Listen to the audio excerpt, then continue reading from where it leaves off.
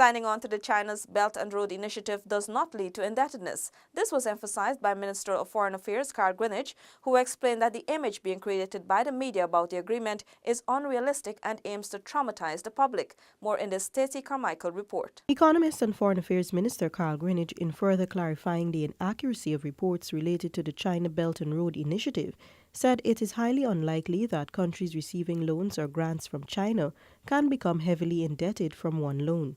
As seems now to be fashionable in the media, you try to traumatize the public by portraying every single action of the government as being the first step in a process of meltdown or apocalypse or domination or something like that.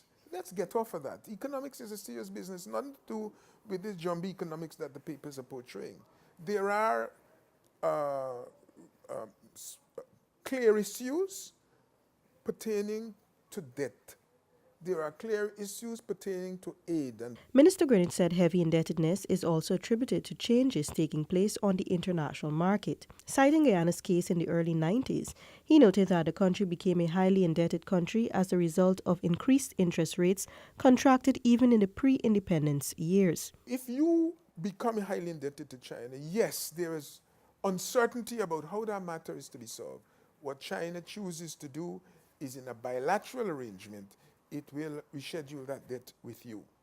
It doesn't do it within the automatic framework of Paris Club. But what I'm saying is that Paris Club is only apparently automatic.